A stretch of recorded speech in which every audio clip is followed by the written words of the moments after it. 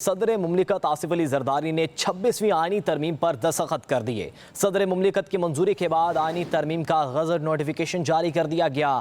آئینی ترمیمی بل 2024 act of parliament بن گیا۔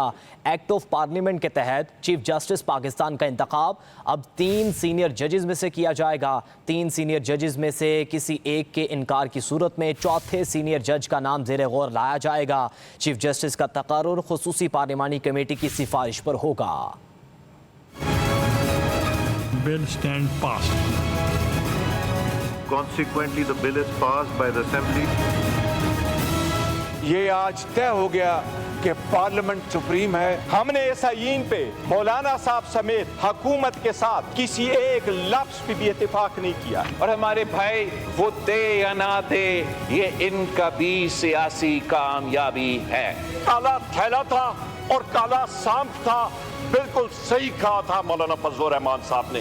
26ویں آئینی ترمیم باضابطہ آئین کا حصہ بن گئی۔ صدر نے پارلیمان سے منظور شدہ بل پر دستخط کر دیے۔ صدر کی منظوری کے بعد 26ویں آئینی ترمیم کا گزٹ نوٹیفیکیشن بھی جاری کر دیا گیا۔ 26ویں آئینی ترمیم بل 2024 ایکٹ آف پارلیمنٹ بن چکا۔ ایکٹ آف پارلیمنٹ کے تحت چیف جسٹس پاکستان کا انتخاب اب 3 سینئر ججز میں سے کیا جائے گا۔ 3 سینئر ججز میں سے کسی ایک کے انکار کی صورت میں چوتھے سینئر جج کا نام زیر غور لایا جائے گا۔ نئی ترمیم کے تحت چیف جسٹس کے نام کا فیصلہ 12 رکنی پارلیمانی کمیٹی 2/3 اکثریت سے کرے گی۔ چیف جسٹس پاکستان کے عہدے کی مدت 3 سال یا ریٹائرمنٹ کی عمر کی حد 65 سال ہوگی۔ کمیشن میں 4 سینئر ترین ججز، وفاقی وزیر قانون، اٹارنی جنرل، قومی اسمبلی اور سینٹ کے 2 نمائندے اور 15 سالہ تجربے کا حامل بار کونسل کا نمائندہ شامل ہوں گے۔ کمیٹی کی سفارش پر چیف جسٹس کا نام وزیر اعظم صدر کو بھجوائیں گے۔ سپریم کورٹ اور ہائی کورٹس میں آئینی بینچز بنائے جائیں گے۔ جوڈیشل کمیشن سپریم کورٹ میں آئینی بینچز اور ججز کی تعداد کا تعین کرے گا۔ آرٹیکل 1843 کے تحت سپریم کورٹ اپنے طور پر کوئی ہدایت یا ڈکلیریشن نہیں دے سکتی۔ سپریم کورٹ ہائی کورٹ کے کسی بھی کیس کو کسی دوسری ہائی کورٹ یا اپنے پاس منتقل کر سکتی ہے۔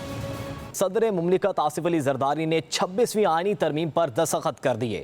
صدر مملکت کی منظوری کے بعد آئینی ترمیم کا غزٹ نوٹیفیکیشن جاری کر دیا گیا۔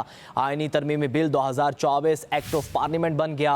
ایکٹ آف پارلیمنٹ کے تحت چیف جسٹس پاکستان کا انتخاب اب 3 سینئر ججز میں سے کیا جائے گا۔ 3 سینئر ججز میں سے کسی ایک کے انکار کی صورت میں چوتھے سینئر جج کا نام زیر غور لایا جائے گا۔ چیف جسٹس کا تقرر خصوصی پارلیمانی کمیٹی کی سفارش پر ہوگا۔ Bill stand passed. Consequently, the bill is passed by the Assembly.